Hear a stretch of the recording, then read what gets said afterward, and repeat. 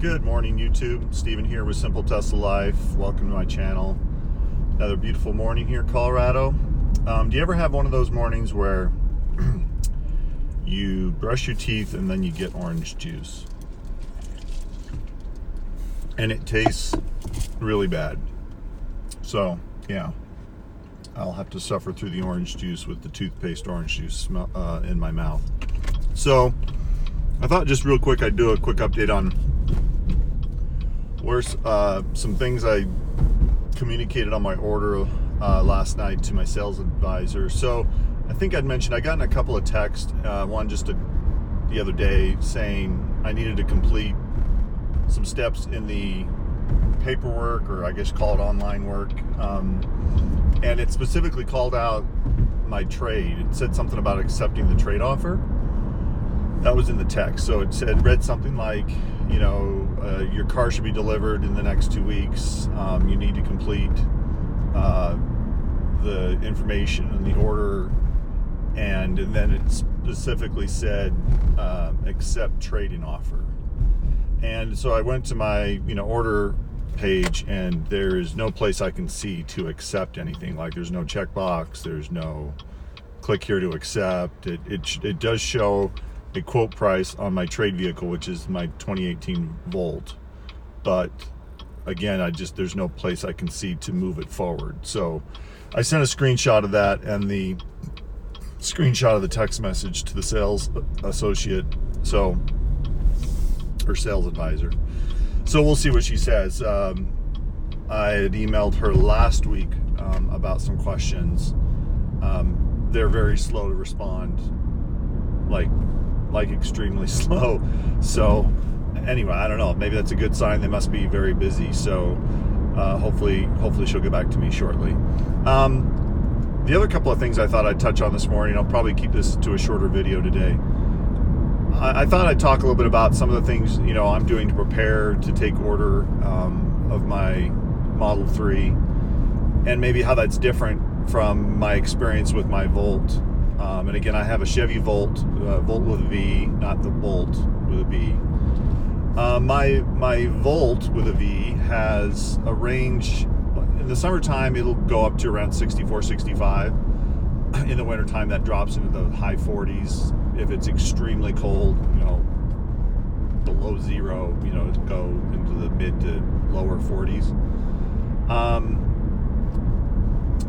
But I just charge that with my 120 volt when I need to. I do have charging at work, so I can top off, or if you will, fill up at work. But again, the battery pack is really relatively small. I mean, I think it's a 16 kilowatt pack, and compare that to like a 75 or 100 on the S Model S's or the X's, and so it's again relatively small.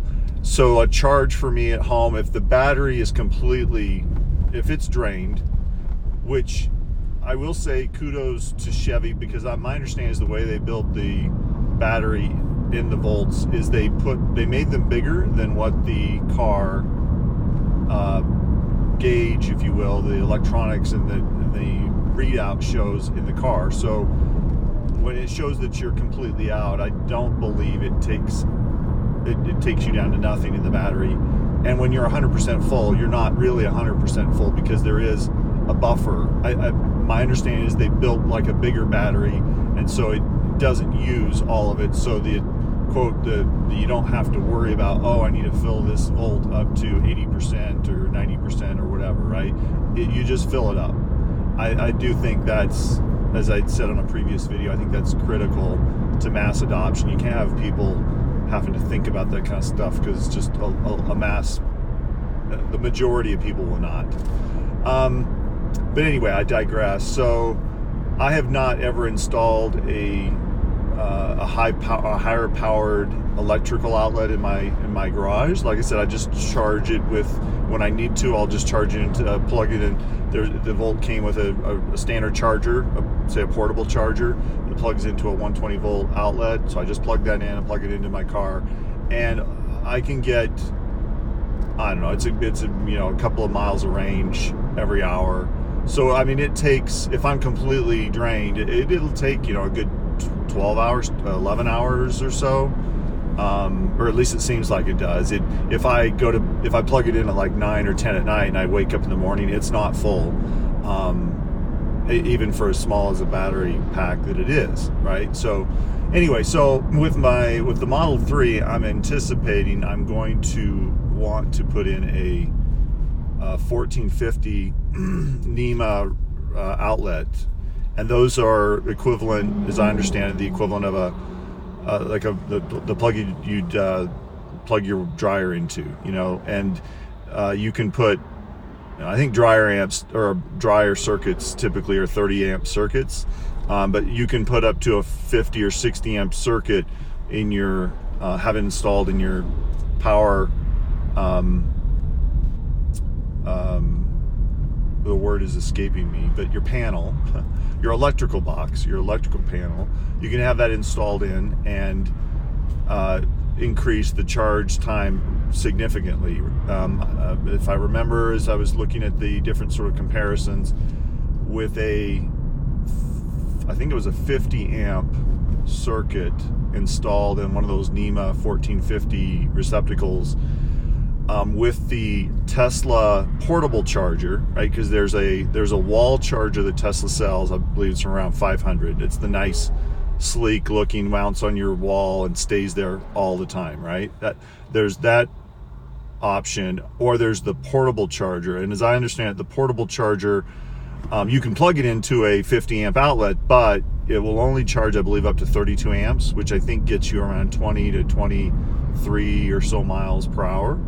But again, think about that in comparison to the, say, 2 miles of charge per hour I get with my Volt, right? So it's just orders of magnitude greater.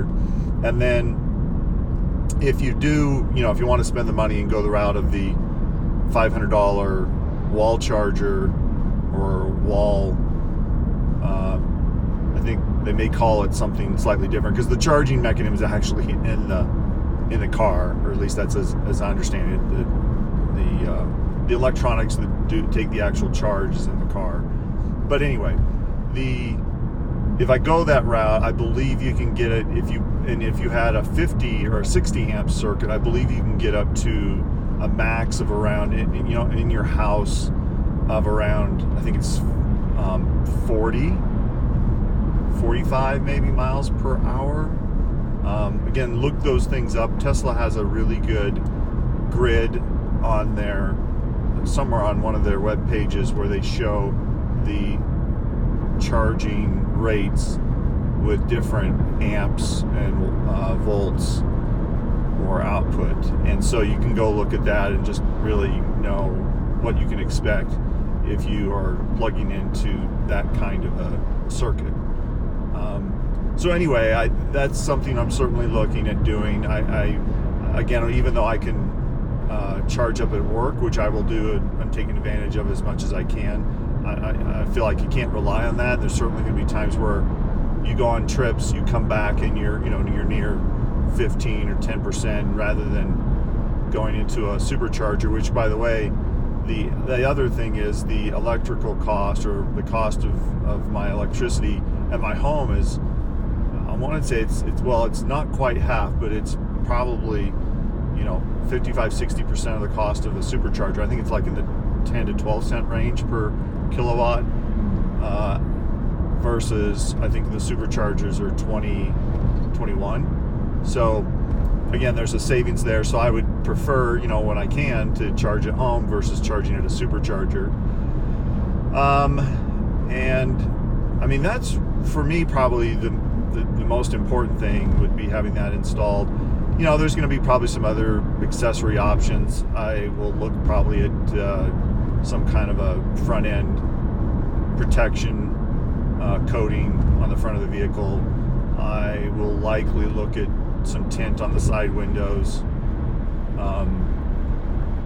but probably not too much more than that. So anyway, those are the things I'm thinking of. If you have suggestions, things that you've done with your Model 3 that really have made a difference. I'm a very utilitarian person, and I'm not sure if that's the right word, but I'm the kind of person who, if I get a lot of utility out of something and I use it a lot, then I'm certainly interested in it.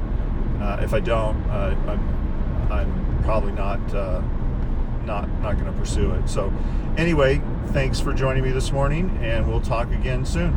Bye.